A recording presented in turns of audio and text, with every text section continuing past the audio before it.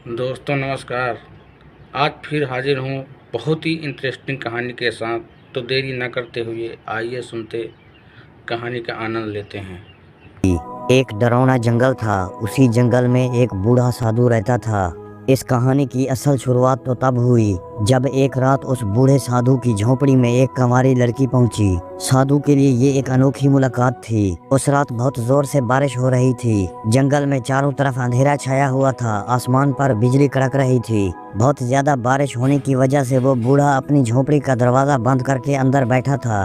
अचानक से एक दस्तक हुई। साधु ने उठकर दरवाजा खोला। उसने देखा कि उसके सामने एक खूबसूरत हसीन व जमील लड़की थी। उस लड़की के सारे कपड़े बारिश में भीगे हुए थे। साधु ने पूछा, तुम कौन हो और इतनी ज्यादा बारिश में तुम जंगल में क्या कर रही हो?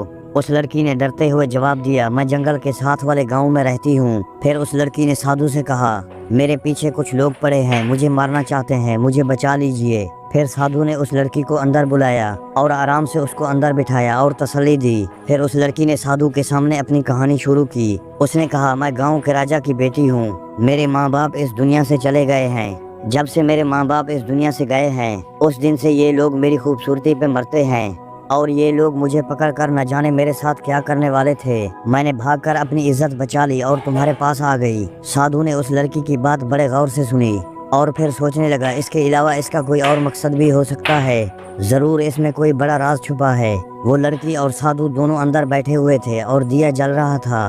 उस झोंपड़ी में वो साधु बरसों से अकेला रह रहा था। आज उस साधु के पास एक खूबसूरत हसीन व जमील लड़की आई हुई थी। साधु लड़की के गीले कपड़े देखकर अपने आप को रोकने की कोशिश कर रहा था। साधु ये सब कुछ दिल में सोच ही रहा था।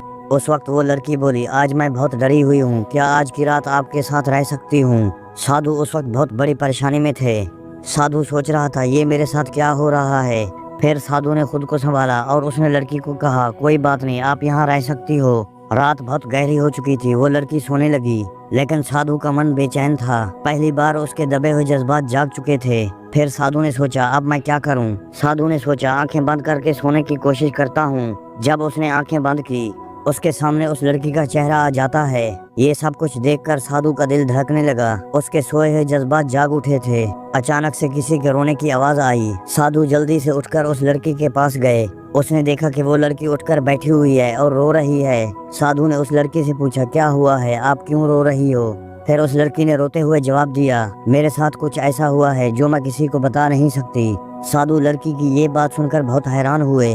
उसने लड़की से कहा, कौन सा राज मुझसे छुपा रही हो? फिर उस लड़की ने साधु से कहा, मैं कोई अच्छी लड़की नहीं हूँ। फिर उस लड़की ने साधु की तरफ देखा और कहा, मैं एक लड़की नहीं हूँ, मैं एक आत्मा हूँ। ये बात सुनते ही साधु चौंक उठा। साधु का दिल बहुत जोर से धड़कने लगा। साधु ने पूछा, आप एक आत्मा हो, इस चीज का क्या मतलब है? फिर उस लड़की ने कहा, बहुत पहले की बात है, मैं एक राजकुमारी थी। फिर उस लड़की ने कहा, मेरी शादी हुई। फिर उस लड़की ने कहा, मेरी शादी जिससे हुई उसने मुझे पाने के लिए काले जादू का इस्तेमाल किया था। मैं उस लड़के से शादी नहीं करना चाहती थी, बस काले जादू के जरिए उसने मुझसे शादी की, लेकिन उसको मैंने अपने साथ नहीं सोने दिया। फिर उस लड़के ने मुझे मारते वक्त ये कहा कि आपकी आत्मा तब तक तड़पती रहेगी जब तक तुम किसी साधु के साथ रात नहीं गुजारोगी। जैसे ही साधु ने लड़की की ये बात सुनी उसको ऐसे लगा जैसे मेरे पैरों के नीचे से जमीन खिसक गई हो। साधु एक बहुत बड़ी मुश्किल में पड़ गया। फिर उस लड़की ने धीरे से साधु का हाथ पकड़ लिया और उससे कहा, मैं आपसे झूठ नहीं बोल रही हूँ, मैं सच कह रही हूँ। अगर आपने मेरी मदद नहीं की तो मैं इस जंगल में भटकती रहूंगी। लड़की की ये बात सुनकर साधु बहुत ज्यादा घबरा गया। फिर उस खूबसूरत लड़की ने धीरे से साधु के कंधे पर हाथ रखा। साधु का पूरा जिस्म कांप रहा था। उसके सोए हुए जज्बात जाग उठे थे। लड़की ने साधु से कहा, आपकी बस एक रात की जरूरत है, आप मुझ पे एहसान करें। वो दोनों अंदर बैठे हुए थे। अचानक से बाहर से आवाज आई। साधु जल्दी उठकर बाहर गए। बाहर जाते ही साधु क्या देखता है, दरख्त के ऊपर एक छाया खड़ी है। साधु जब उसको देख रहा था धीरे धीरे वो छाया साधु के पास आने लगी। फिर साधु ने लड़की की तरफ देखा और उनसे पूछा, तुम कौन हो? उस लड़की ने कुछ नहीं कहा, बस चुप रही। अब वो छाया साधु के बहुत करीब आ चुका था। साधु ने देखा ये कोई इंसान नहीं है। जब वो साधु के करीब आ गई फिर साधु ने उससे पूछा, तुम कौन हो? उसने कहा, मैं वही हूँ जिसने आपके पास लड़की को भेजा है। ये वही था जिसने काले जादू के जरिए लड़की से शादी की थी। फिर वो साधु को डराने लगा। फिर साधु ने उनसे कहा, तुम्हारा काला जादू मुझ पर असर नहीं करेगा। फिर साधु ने उनसे कहा, तुमने क्या सोचा मैं एक खूबसूरत लड़की को देखकर भटक जाऊंगा? ये हरगिज नहीं हो सकता। फिर उस छाया ने साधु से कहा, तुम्हारे अंदर भी इंसानों जैसे जज्बात हैं। फिर उस वक्त साधु ने उस लड़की की तरफ देखा। उस लड़की ने जल्दी से अपनी नजरें नीचे कर ली। फिर वो लड़की भी दिल में सोचने लगी, ये मैं क्या कर रही थी। फिर उस छाया ने साधु से कहा, साधु क्या सोच रहे हो? तुम मेरे जाल में फंस चुके हो। साधु ने जल्दी से अपनी आंखें बंद कर ली और वो सोचने लगा, इस मुश्किल से बचने के लिए क्या करना चाहिए। फिर साधु ने उस लड़की से कहा, तुम अपने अंदर झांको, ये तुम क्या करने जा रही थी? मेरी बरसों की मेहनत थी, मैंने आज तक किसी औरत के साथ गलत काम नहीं किया। तुम भी खुद को संभालो और जरा सोचो, ये तुम क्या कर रही थी? साधु ये बातें लड़की से कर ही रहा था। फिर उस छाया ने साधु से कहा, साधु अब बहुत देर हो चुकी है, अब तुम मेरे जाल में फंस चुके हो। लड़की ने साधु से कहा, मैं कुछ नहीं जानती क्या सही है और क्या गलत है, बस मैं ये चाहती हूँ मेरी आत्मा को सुकून मिल जाए। फिर से साधु ने उस लड़की से कहा, तुम्हें अपने आप को पहचानना होगा, खुद के लिए, किसी और के लिए नहीं।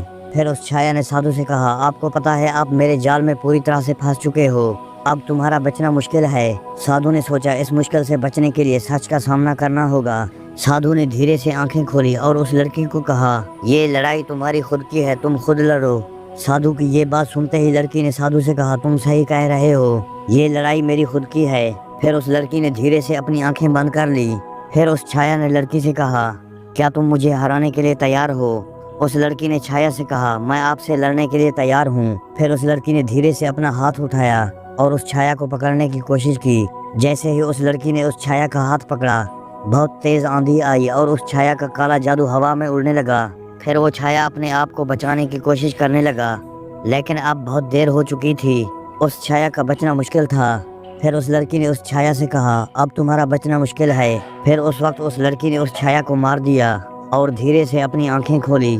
उसने देखा कि साधु उसके सामने खड़ा है। फिर उस लड़की ने साधु से कहा, मुझे माफ कर दें, मैं बहुत बड़ी गलती करने जा रही थी, आपने मुझे बचा लिया। साधु ने कहा, कोई बात नहीं, तुम जा सकती हो, मैंने तुम्हें माफ किया।